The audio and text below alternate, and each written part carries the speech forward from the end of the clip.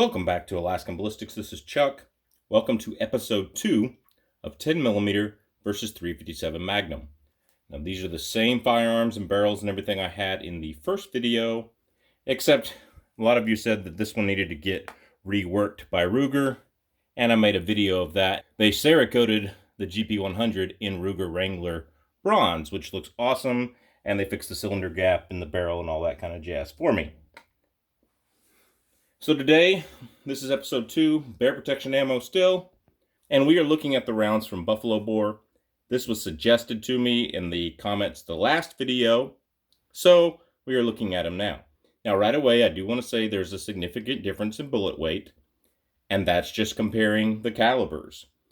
Factory ammo that's available, or was available before all this went down, that's what we could get. Yes, you could hand load the same in each caliber, but Buffalo Bore does not make a 180 grain HardCast 10mm that I know about or can get in a HardCast bullet at the moment.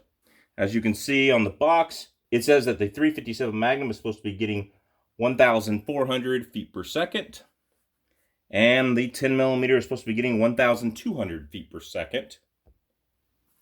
So those are some very differing numbers. However, the 10mm has a heavier bullet at 220 grains, and the 180 grain in the 357 Magnum. Again, same bullet weight was not possible in factory ammo at this time.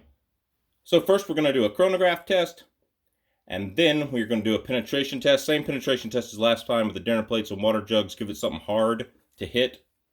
We'll be using the 6.5-inch KKM barrel Glock Model 40 for the 10mm and the Ruger GP100 for the 357 Magnum.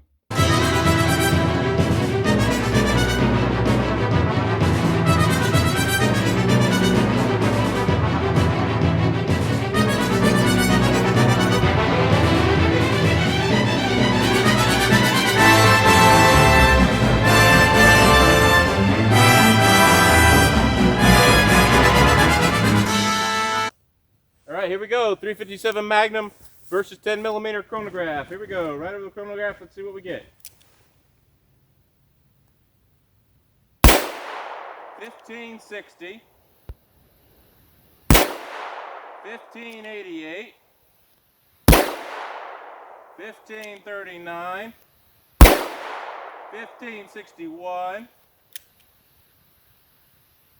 1547, 1567, and that is all 6. Okay, that 357 Magnum was pretty powerful. Now let's look at the 10mm 220 grain Buffalo Bore.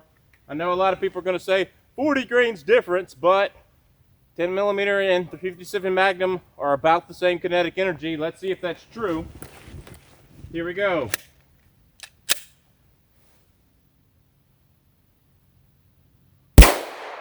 .1248, 1228, 1257, 1261, 1249, and 1259. So, just a little bit over the box. I expected a little bit more, but that's not bad. Let's see how they do on the add-up slide and the energy, and then the penetration test.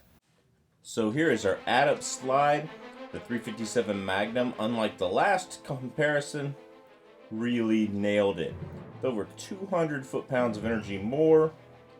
The 10mm did have a better standard deviation, but let's see, does the slower, heavier bullet at a modest speed actually penetrate farther? You guys put what you think is going to penetrate farther in the comments, and let's get on to the penetration test. Alright, here we are, back. Hope you enjoyed the add-up slide. Which one's more powerful? Now we're going to see penetration. I got 180 grain Buffalo Bore, and we got the 6-inch GP100. Here we go. We got our dinner plate and water jug test. I'll do some different water jug tests later, different things besides dinner plates, but I wanted to keep it the same as the first 10mm versus 357 Magnum video. Here we go.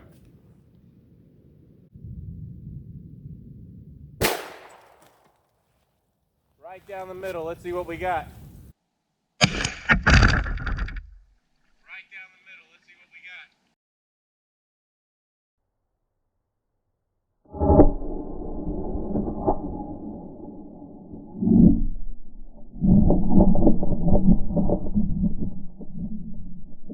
All right, so we had 6 water jugs on the table. Literally cut this one in half. Wow. You see I hit it right here. The explosion, the force, and the dinner plate cut it. Again, right here. Just awesome. Right there in the middle. Right there. So in 4 water jugs. 4 water jugs, even though it's going so fast and so powerful, only 4 water jugs. And there's our bullet. We'll get back to the house and weigh that. But that's our bullet. 180 grain HardCast buffalo bore. All right, here we go. 10 millimeter, 220 grain buffalo bore, 6.5 inch KKM barrel. Here we go. Dinner plate, 6 water jugs. Got the board and the newspapers behind that. Let's see what we got. All right, pretty good hit. Went straight through the middle. Let's see what we got.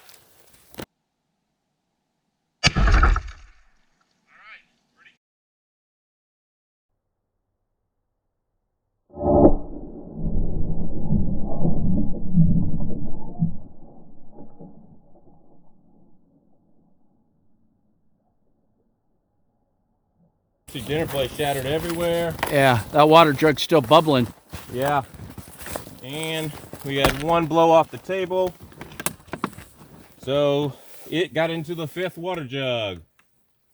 Oh yeah, I see it bubbling back there. Got into the 5th water jug. There it is. So it made it farther than the 357 Magnum as we suspected it might. Yeah. There it is. Look at that. 10 millimeter. Let's get them back to the house. Weigh that bullet. All right, here's our 357 Magnum. 149.9. Not terrible on weight retention. And our 10 millimeter. 177.8 out of the 220. So again, not terrible on weight retention. Probably about the same. Let's see, we had expansion. The widest point of the 357 Magnum looks like 0.491, 0.491, maybe at the widest point here. And 10 millimeter. Of course, these are not designed to expand. Looks like 10 millimeter got even less. Right there at the highest point, 0.484, 0.484 looks like. So that is what went on with the bullets. Okay, so that's the conclusion. What would you think won in the comments? Would you rather have extremely reliable 6 rounds, or would you rather have 16 rounds that is pretty darn reliable and penetrates a little deeper? In this test, the 357 Magnum definitely killed the numbers, but 16 rounds in a Glock Model 40 that is a highly reliable gun, also not bad energy and better penetration. It's hard to say. Which one would you use? Of course, both of these are a backup gun to your 454 Casull or your lever action 4570 or your AR-10 and 338 Federal. What would you carry for a backup gun, a fishing gun, last ditch effort, 357 Magnum or 10 millimeter? 10 millimeter is really popular for bear defense up here in Alaska right now. We're on Instagram, Patreon, Facebook, Subscribestar, Parlor. We're on the Jump. All those apps, you can contact us there. Alaskan Ballistics. God bless. Take care. We will see you at the range.